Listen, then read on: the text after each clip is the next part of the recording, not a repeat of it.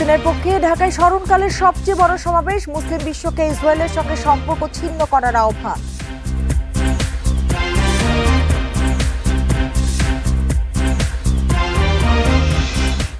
ডিসেম্বরের নির্বাচনের লক্ষ্যে সংস্কার কাজ দ্রুত করার তাগিদ প্রধান উপদেষ্টার। ঐক্যমত্য কমিশনের 2 সদস্যের সঙ্গে বৈঠক।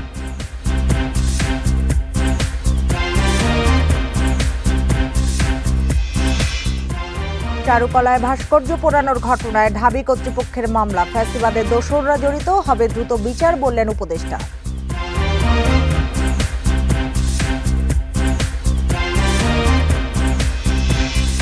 ভারতীয় ভিসা প্রক্রিয়া শিথিল করার প্রত্যাশা ঢাকার, 2 দেশের মানুষের মধ্যে যোগাযোগ বাড়ানোর পরামর্শ বিশ্লেষকদের।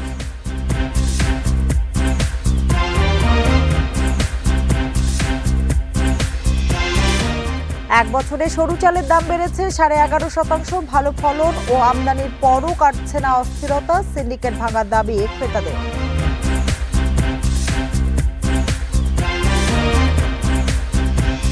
বান্ডেল থাকলে প্রতি সেনমানিতে টাকা বাঁচবে। বিকাশ সেনমানি বান্ডেল কিনে জিতুন প্রতি লেনদেনে। আমন্ত্রণ বিরতিহীন রাত 9টায় বাংলাদেশে। আপনাদের সঙ্গে আছি আমি সুমনা সিমি। এতক্ষণ জানাচ্ছিলাম শিরোনামগুলো, এবার জানাবো পুরো খবর। গাজায় গণহত্যার বিরুদ্ধে প্রতিবাদে মার্চ ফর গাজা কর্মসূচিতে যোগ দেন দেশের বিভিন্ন প্রান্ত থেকে আসা নানা শ্রেণী পেশার মানুষ। সোহরাওয়ার্দী উদ্যানমুখী সড়কে নামে জনতার ঢল। তাদের ব্যানার, প্ল্যাকার্ডে দেখা যায় ফিলিস্তিনের প্রতি সংহতি ও ইসরায়েলি নৃশংসতার প্রতিবাদ। মার্চ ফর গাজা কর্মসূচির জন্য নির্ধারিত সময় ছিল বেলা 3টা। তবে শনিবার সকাল থেকেই সোহরাওয়ার্দী উদ্যান অভিমুখে দেখা যায় ছোট বড় মিছিল। বেলা গড়ানোর সঙ্গে সঙ্গে রাস্তায় ঢল নামে প্রতিবাদী জনতার। বিভিন্ন রাজনৈতিক ও সামাজিক সংগঠনের নেতাকর্মী সহ শান্তিকামী জনতা জড়ো হতে শুরু করেন বাইতুল মোকাররম মসজিদের সামনে। তাদের হাতে দেখা যায় বাংলাদেশ ও ফিলিস্তিনের পতাকা এবং বিভিন্ন স্লোগান লেখা প্ল্যাকার্ড। কুষ্টিয়া থেকে আসছি মার্চ অফ গাজার উদ্দেশ্যে। আমি চাই যে মুসলমানদের প্রতি যে নির্যাতন হচ্ছে এটা রুখে দাঁড়াতে। সকলকে আমি বলতে চাই, ইসরায়েলের যে পণ্যগুলো আছে আপনারা সকলে সেই পণ্যগুলো বয়কট করবেন। ইতিহাসের সভ্যতাকে ম্লান করে দিচ্ছে এই জায়নিস্ট ইসরায়েল।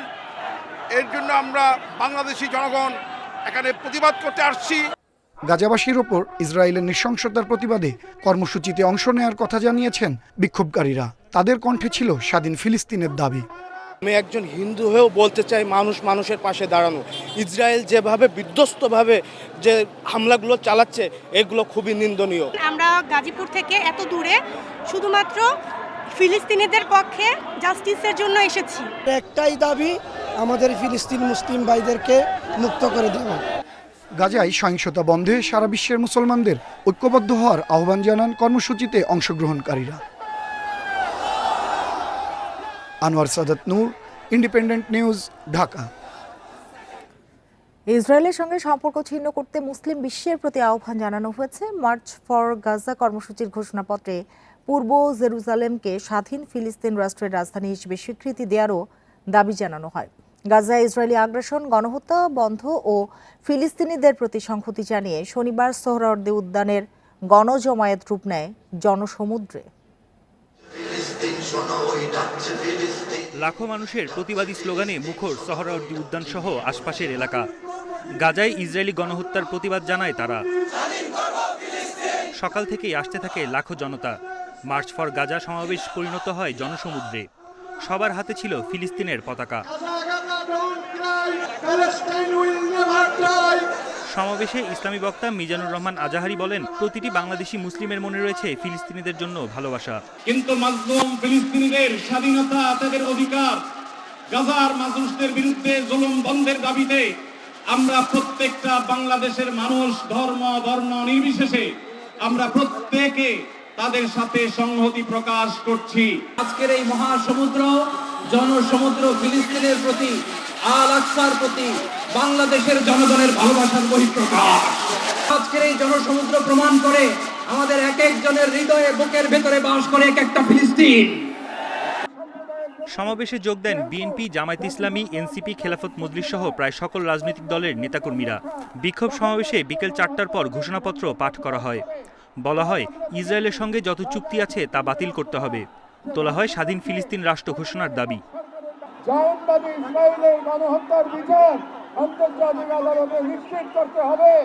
2, যুদ্ধবিরতি নয়, গণহত্যা বন্ধে কার্যকর ও সম্মিলিত পদক্ষেপ গ্রহণ করতে হবে। 3, 1967 সালে পূর্ববর্তী ভূমি ফিরিয়ে দেওয়ার জন্য বাধ্যবাধকতা তৈরি করতে হবে। 4, পূর্ব জেরুজালেমকে ফিলিস্তিন রাষ্ট্রের রাজধানী হিসেবে আন্তর্জাতিকভাবে স্বীকৃতি দিতে হবে। জায়নবাদের বিরুদ্ধে রুখে দাঁড়ানোর আহ্বান জানানো হয় ঘোষণাপত্রে। ইসরায়েলের সাথে অর্থনৈতিক, সামরিক ও কূটনৈতিক সকল সম্পর্ক অবিলম্বে ছিন্ন করতে হবে। 2, জায়নবাদী রাষ্ট্রের বিরুদ্ধে বাণিজ্যিক অবরোধ ও নিষেধাজ্ঞা আরোপ করতে হবে।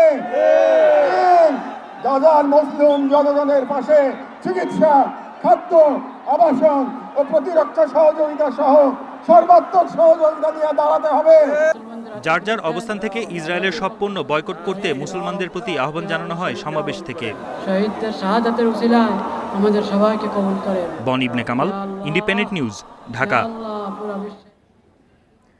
জাতিসংঘের প্রস্তাবে সঙ্গতি রেখে স্বাধীন ফিলিস্তিন রাষ্ট্র প্রতিষ্ঠায় অটল অবস্থানে বাংলাদেশ। পররাষ্ট্র মন্ত্রণালয়ের এক বিজ্ঞপ্তিতে জানানো হয়েছে এই তথ্য। এতে বলা হয়েছে, পররাষ্ট্র উপদেষ্টা তৌহিদ হোসেন ও তথ্য উপদেষ্টা মাহফুজ আলম তুরস্কে রয়েছেন। আনাতালিয়া কূটনীতি ফোরামের ফাঁকে শুক্রবার আন্তর্জাতিক অপরাধ আদালতের প্রসিকিউটর করিম এ খানের সঙ্গে বৈঠক করেন তারা। সেখানেই জানান ফিলিস্তিনের প্রতি সমর্থন অব্যাহত রাখার কথা। এ সময় ইসরায়েলি আগ্রাসনে বিপন্ন গাজাবাসীর প্রতি গভীর সহানুভূতিও জানান তারা। প্রশংসা করেন রোহিঙ্গা সংকট ও গাজা পরিস্থিতি নিয়ে আইসিসির অবস্থানের।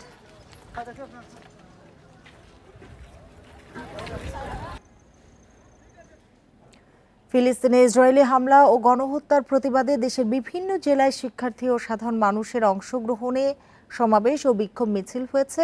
গাজায় গণহত্যা বন্ধে বরিশাল নগরীর অশ্বিনী কুমার হলের সামনে থেকে কর্মসূচি পালন করা হয়। এছাড়া সব শিক্ষা প্রতিষ্ঠানের ব্যানারে বিক্ষোভ মিছিল ও সমাবেশ করে শিক্ষার্থীরা।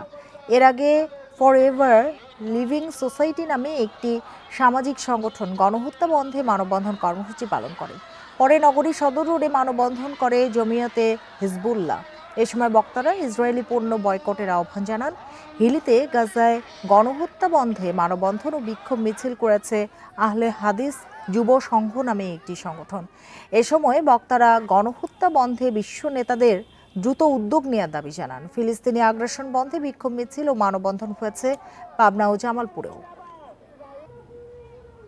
ইসরায়েলের বর্বরতা তারা শেষ করে দেয় এবং এটা যেন ফিলিস্তিনিরা তাদের হাত থেকে মুক্তি পায়, এর জন্যই আমরা এখানে দাঁড়িয়েছি।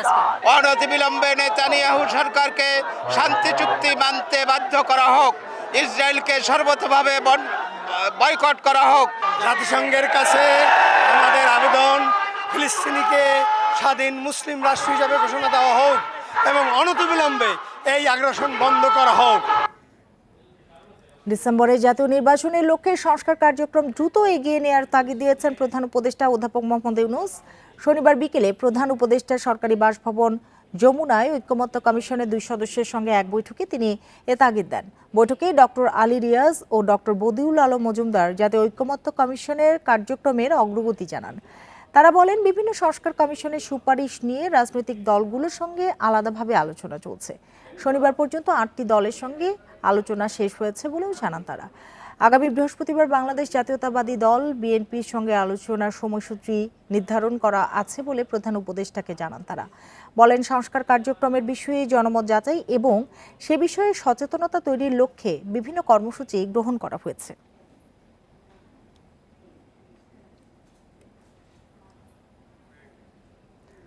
চারুকলায় নববর্ষের শোভাযাত্রার জন্য বানানো 2টি মোটিভ পোড়ানোর ঘটনায় অজ্ঞাতদের আসামি করে মামলা করেছে ঢাকা বিশ্ববিদ্যালয় কর্তৃপক্ষ। এর আগে ভোরে পুড়িয়ে দেওয়া হয় ফ্যাসিবাদের মুখাকৃতি ও শান্তির পায়রা।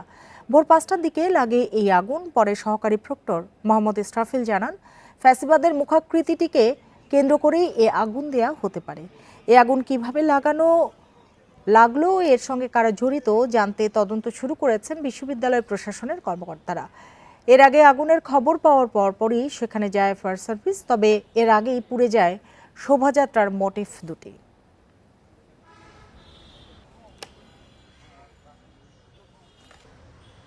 আমার মনে হচ্ছে এটা পরিকল্পিত, কারণ হচ্ছে এখানে যারা গার্ডরা ছিলেন তারা কখন নামাজে যাচ্ছেন, বলা হচ্ছে যে তারা নামাজে গিয়েছিলেন তখন যখন এখানে আগুনটা দেওয়া হয়েছে।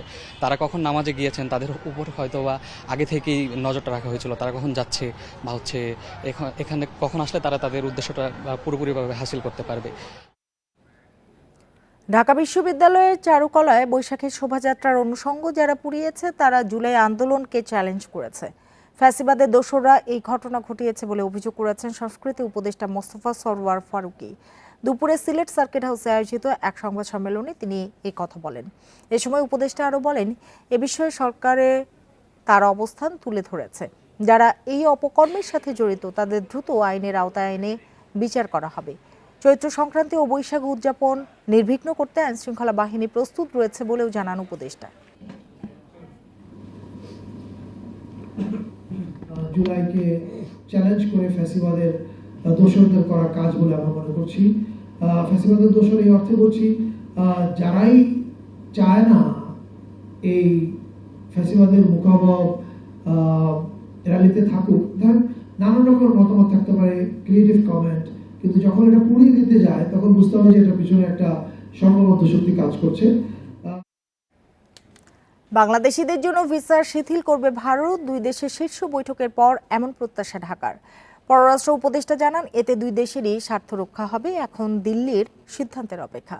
বিশ্লেষকেরা বলছেন, দ্বিপক্ষীয় সম্পর্ক স্বাভাবিক করতে দুই দেশের মানুষে যোগাযোগ বাড়ানোর বিকল্প নেই। তাই দ্রুত জটিলতা নিরসনের পরামর্শ তাদের।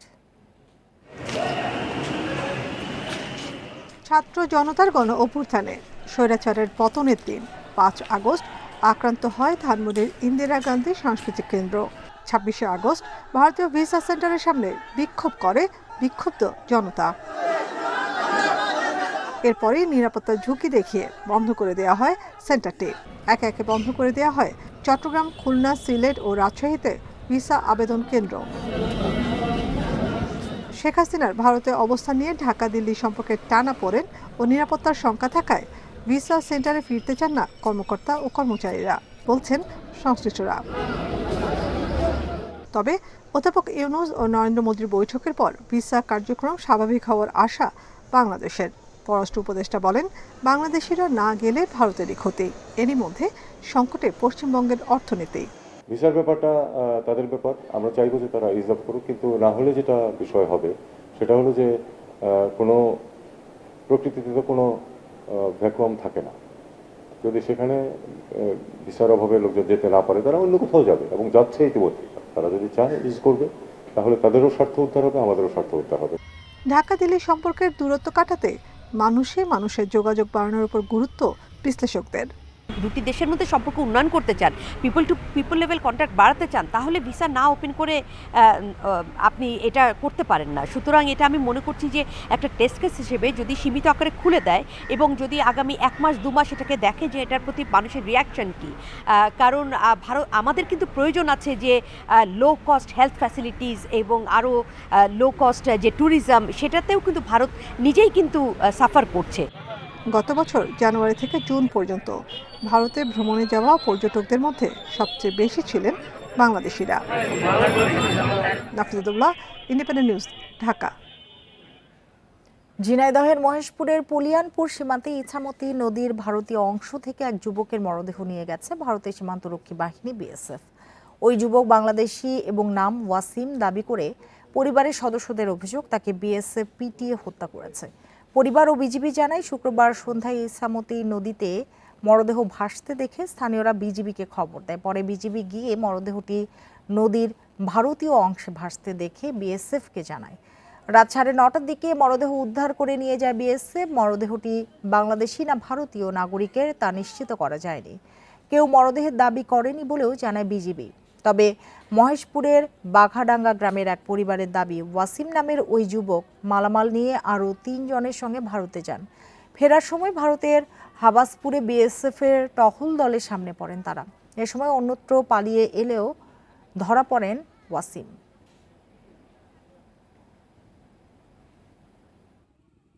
বেটা সোমবারের দিন বাড়ি গিয়ে গেছে আর বাড়ি ফিরে আসেনি, খোঁজাখুঁজি করছে বেটা।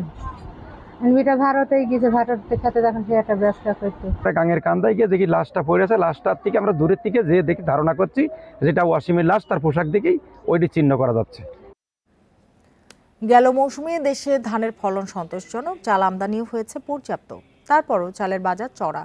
টিসিবির তথ্য মতে গেল এক বছরে সরু চালের দাম বেড়েছে 11.5% আর মোটা চালের দাম প্রায় 3% বেড়েছে। চালের দাম না কমায় বিপাকে পড়েছেন স্বল্প আয়ের মানুষ। বাজারে এসেছে আমন মৌসুমের নতুন চাল।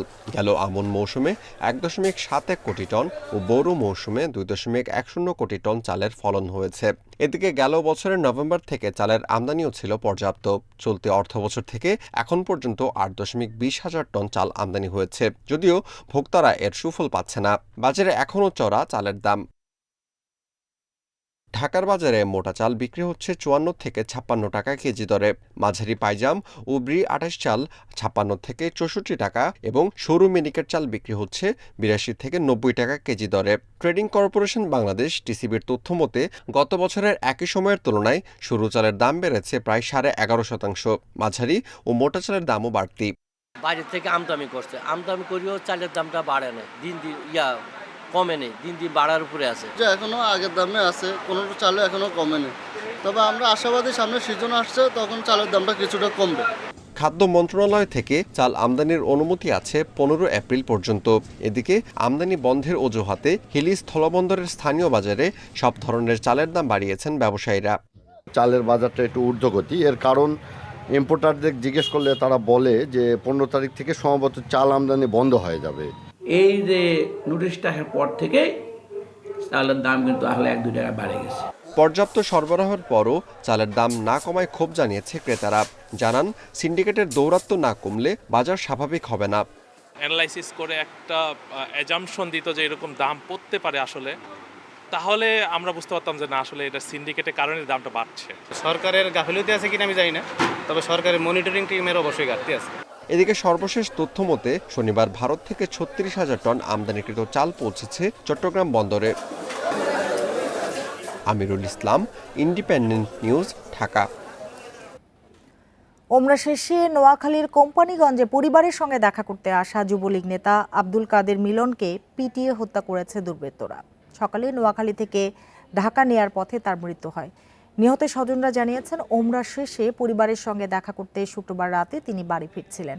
পথে চর পার্বতী ইউনিয়নের হাফেজ আব্দুর রহিম এতিমখানার সামনে দুর্বৃত্তরা তাকে বেধড়ক পিটিয়ে গুরুতর আহত করে। পরে খবর পেয়ে পুলিশ ও সেনাবাহিনী ঘটনাস্থলে গিয়ে তাকে উদ্ধার করে উপজেলা স্বাস্থ্য কমপ্লেক্সে ভর্তি করে। পরে তাকে উন্নত চিকিৎসার জন্য ঢাকায় নেওয়ার পথে তার মৃত্যু হয়। নিহতের স্ত্রী জুলেখা বেগম জানিয়েছেন 5 আগস্টের পর তিনি আত্মগোপনে চলে যান। পরে স্থানীয় যুবদল নেতাদের আশ্বাস, ওমরা শেষে তিনি বাড়িতে আসার পথে তাকে পিটিয়ে হত্যা করা হয়। গাড়িতে যখন তাকে আনি বসে তখন একটু উষাছে, উষে বেরোতে সবার নাম বসে। এরা আমার বাইকে প্রচুর মারধর করছে, আমাকে 3বার মারধর করছে। আমার মোবাইল, মানি ব্যাগ সব নিয়ে গেছে, আমার মানি ব্যাগ মোবাইল সব নিয়ে গেছে। বিদেশি রাষ্ট্রদূতের সঙ্গে প্রতারণার মামলায় মডেল মেঘনা আলমের সহযোগী দেওয়ান সমীরের 5 দিনের রিমান্ড মঞ্জুর করেছে আদালত। রাজধানীর ভাটারা থানায় তাদের বিরুদ্ধে এই মামলা হয়। এতে উল্লেখ করা হয় 10 এপ্রিল একটি সংঘবদ্ধ প্রতারক চক্র মেয়েদের মাধ্যমে বিভিন্ন বিদেশি রাষ্ট্রদূত সহ ধনাঢ্য ব্যক্তিদের ব্ল্যাকমেইল করে অর্থ আদায়ের চেষ্টা করে। জিজ্ঞাসাবাদ ও প্রাথমিক অনুসন্ধানে জানা যায় দেওয়ান সমীর প্রতারক দলের সদস্য। আসামিরা ঢাকায় সৌদি রাষ্ট্রদূতকে টার্গেট করে তার সঙ্গে সখ্যতা তৈরি করে।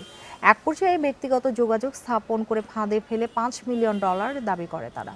পরে দেওয়ান সমীর এ টাকার জন্য বিভিন্ন মাধ্যমে রাষ্ট্রদূতকে চাপ সৃষ্টি করেন। এদিকে এ ঘটনার সঙ্গে জড়িত থাকার অভিযোগে মিস আর্থ বাংলাদেশ 2020 বিজয়ী মডেল মেঘনা আলমকে বিশেষ ক্ষমতা আইনে গ্রেপ্তার দেখিয়ে 10 এপ্রিল 30 দিনের জন্য কারাগারে পাঠানো হয়েছে।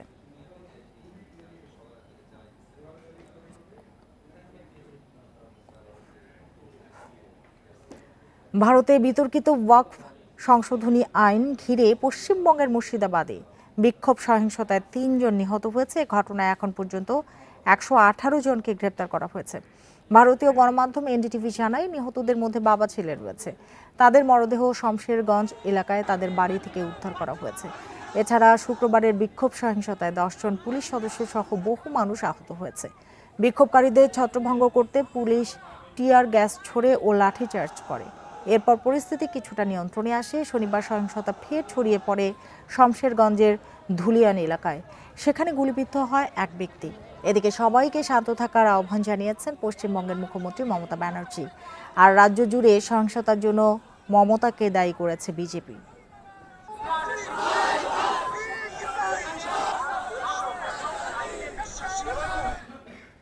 বর্ষবরণ উপলক্ষে নদীতে ফুল ভাসিয়ে পাহাড়ে শুরু হয়েছে বিজু উৎসব।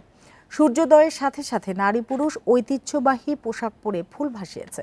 ফুল বিজুর এই উৎসব পরিণত হয় মিলন মেলায়। এ ধরনের আয়োজন পাহাড়ে সম্প্রীতির বন্ধন আরও সুদৃঢ় করবে বলে মনে করেন সংশ্লিষ্টরা।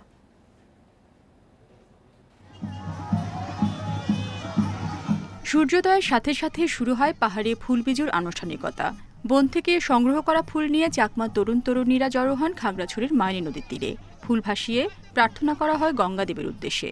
1 বছরের অপেক্ষা শেষে ফুল বিজুর উৎসব পরিণত হয় মিলন মেলায়। ফুল সংগ্রহ করেছি, তারপরে গঙ্গার উদ্দেশ্যে আমরা ফুল দান করেছি, যাতে নতুন বছরটা আমাদের ভালোভাবে কাটে সবার জন্য। ফুল দিয়ে মা গঙ্গাকে দিই, আমরা আমাদের বন্ধু বান্ধবদের সাথে এসেছি, আমাদের অনেক আনন্দ লাগতেছে। উৎসবে ধর্ম বর্ণ নির্বিশেষে দেশ ও মানুষের কল্যাণ কামনা করা হয়। জাতি ধর্ম বর্ণ নির্বিশেষে সকল সম্প্রদায়ের মানুষ যাতে নতুন পুরাতন বছরের অতীতকে ভুলে গিয়ে নতুন বছরে জানে সুখে শান্তিতে নিরাপদ জীবনযাপন করতে পারে। রাঙামাটিতে সকাল 7টায় কেন্দ্রীয়ভাবে শোভাযাত্রা নিয়ে রাজবন বিহার পূর্বঘাটে পানিতে ফুল নিবেদন করা হয়। এছাড়া অন্যান্য পয়েন্টে উৎসবমুখর পরিবেশে পানিতে ফুল নিবেদন করেন চাকমা সম্প্রদায়ের মানুষ।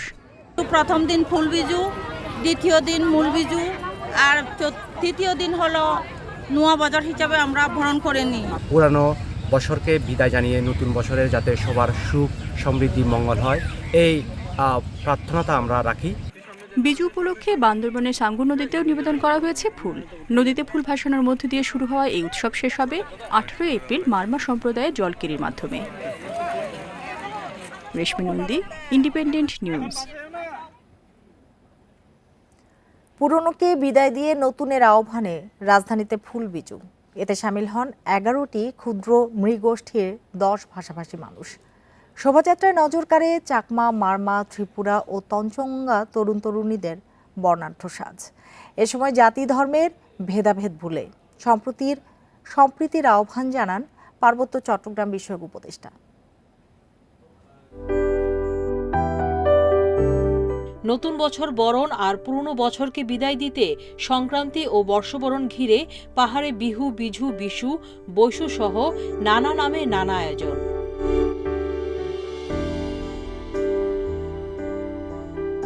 এর রেশ লেগেছে রাজধানীতেও। রমনা লেকে ফুল ভাসানোর মধ্য দিয়ে হয়ে গেল ফুল বিজুর আনুষ্ঠানিকতা। এতে ক্ষুদ্র নৃগোষ্ঠীর সঙ্গে সামিল হন সমতলের বাসিন্দারা। ফুল বিজুতে সামিল হয়ে পুরনো বছরের জরাজীর্ণ কাটিয়ে নতুনের আহ্বান ছিল সবার কণ্ঠে। নদীর স্রোত যেরকম করে চলে যায়, সেভাবে যাতে আমাদের সব দুঃখ কষ্ট চলে যায়। সামনের বছর যাতে আমাদের আরো ভালো কাটে, আমরা যেন আরো উন্নতি করতে পারি, এটাই আমাদের প্রার্থনা থাকবে আর কি। ফুল ভাসানো মা গঙ্গার কাছে প্রার্থনা করব যে আজকে আমরা যে বাংলাদেশে একটা বৈষম্যহীন একটা রাষ্ট্র, যেখানে আমরা সবাই শান্তিতে বসবাস করতে পারি। এই সময় পাহাড়ের বর্ষবরণের সম্প্রীতির বার্তা সমতলেও ছড়িয়ে দেওয়ার প্রত্যয় জানান তারা। আমাদের যে ফুল বিজু আজকের দিন, আজকে আমরা ফুল ভাসাবো এবং সব ফ্যামিলির মঙ্গলের জন্য, দেশের মঙ্গলের জন্য প্রার্থনা করব। সারা বছর ওয়েট করে এই দিনটির জন্য, তো এইটাকে আমরা অনেক বড় করে সেলিব্রেট করি। ভক্তি ভালোবাসার প্রতীক, শ্রদ্ধার প্রতীক। আমরা এই ঐতিহ্যকে শ্রদ্ধা করি, সম্মান করি, ভালোবাসি। জাতি ধর্ম নির্বিশেষে কারো মধ্যেই যেন কোনো ভেদাভেদ বৈষম্য না থাকে, সেই প্রত্যাশা জানান পার্বত্য চট্টগ্রাম বিষয়ক উপদেষ্টা। সকলের মধ্যে একটা সাম্প্রদায়িক সম্প্রীতি বজায় রাখতে পারি, পার্বত্য এলাকায় বলি, সমতলে বলি। তাছাড়া এই সরকারের যে উদ্দেশ্য সকলের অধিকার প্রতিষ্ঠা করা, সকলকে অর্থনৈতিকভাবে স্বাবলম্বী করা, এগুলি আমরা একাতরে করে যাচ্ছি। এর আগে বেইলি রোড থেকে বেরোয় শোভাযাত্রা। সামিল হন 11টি ক্ষুদ্র নৃগোষ্ঠীর 10 ভাষাভাষী মানুষেরা। এতে সবার নজর কাড়ে চাকমা, মারমা, ত্রিপুরা ও তঞ্জঙ্গা তরুণ তরুণীদের সাজ। সুলতানা জাহান মিতু, ইন্ডিপেন্ডেন্ট নিউজ, ঢাকা। এই ছিল এখনকার সংবাদে। ইন্ডিপেন্ডেন্ট টেলিভিশনের সব খবর আরও বিস্তারিত জানতে চোখ রাখুন ফেসবুক, ইউটিউব এবং এক্সে। ধন্যবাদ সবাইকে এতক্ষণ সাথে থাকার জন্য।